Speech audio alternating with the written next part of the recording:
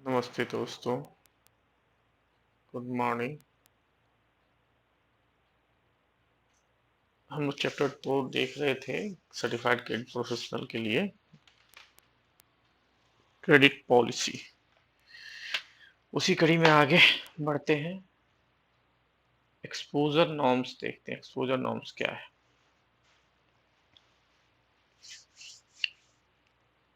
Exposure norms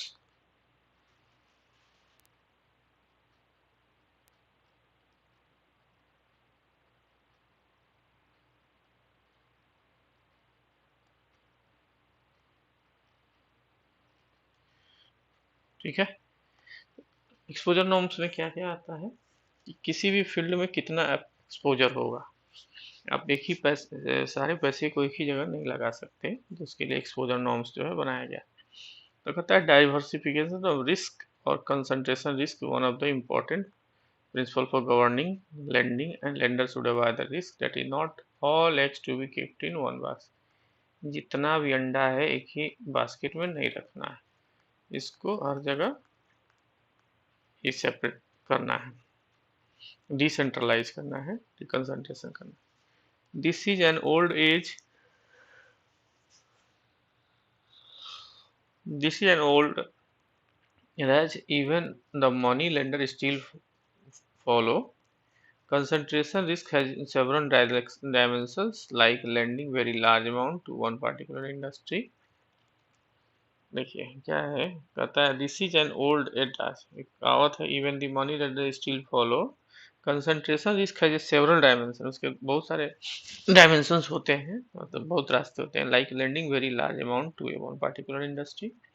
अब किसी को आप 1,000 करोड़ का लोन दे रहे हैं, ठीक है, किसी को 2,000 करोड़ का दे रहे हैं, किसी को 3,000 करोड़ का दे रहे हैं, तो यही कहता है कि आप एक जगह कंसंट्रेशन इतना कर रहे हैं, इसी 3,000 करोड़ को जो है आप 300 लोगों में बांटिए, ठीक है, वन जियोग्राफिकल एरिया और वन पर्टिकुलर कंपनी और ग्रुप ऑफ ए बॉरोवर, ठीक है, ये जगह में आप कंसंट्रेशन कर रहे हैं। तो कहता है lending institution are required to fix limit on their exposure. इनके ऊपर अपनी लिमिट फिक्स करनी है उन्हें, ठीक है।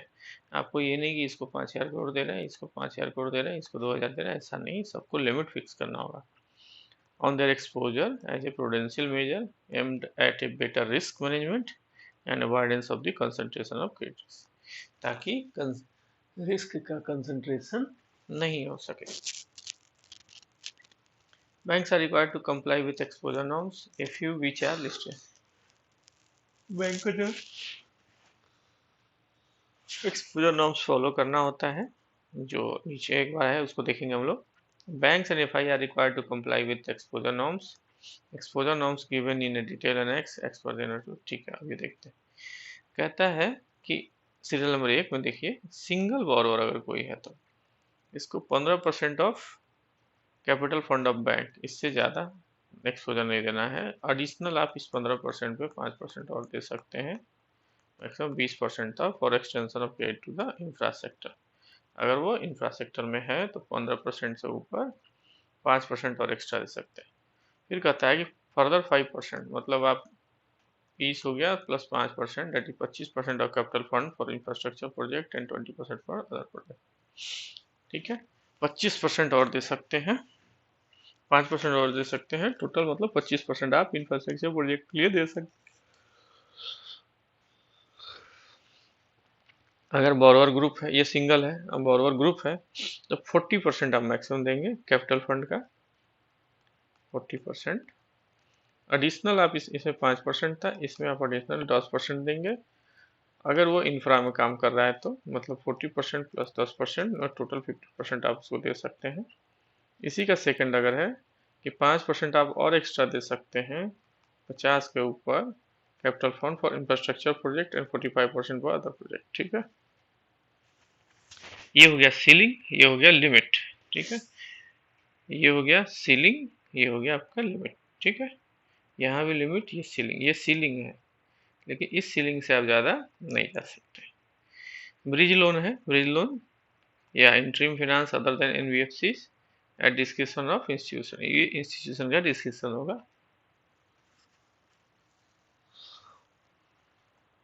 देखिए एनबीएफसी या AFC asset finance companies 10/15% of capital fund.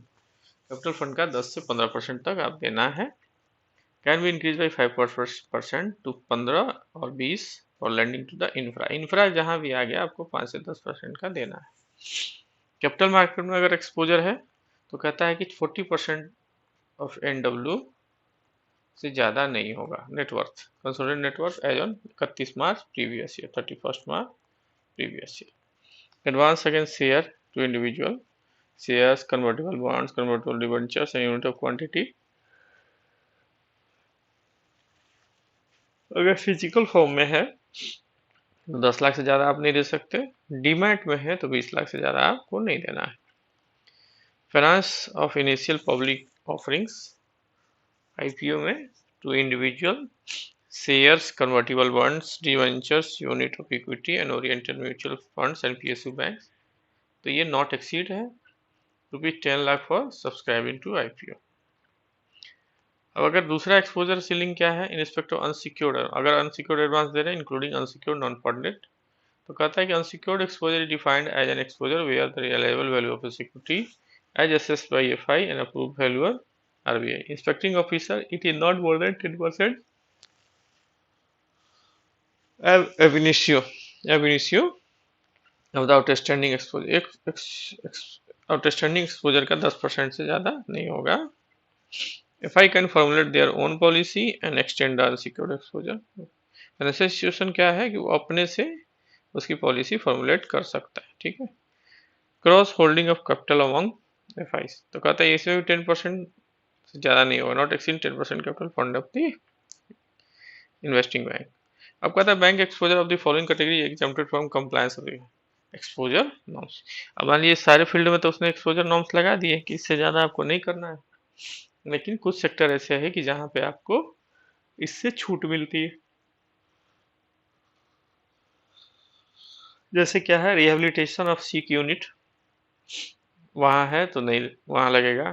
Food credit के लिए दे रहे हैं तो भी एक्सपोजर नॉर्म्स लागू नहीं होगा। Guarantee by government of India है तो एक्सपोजर नॉर्म्स लागू नहीं होगा।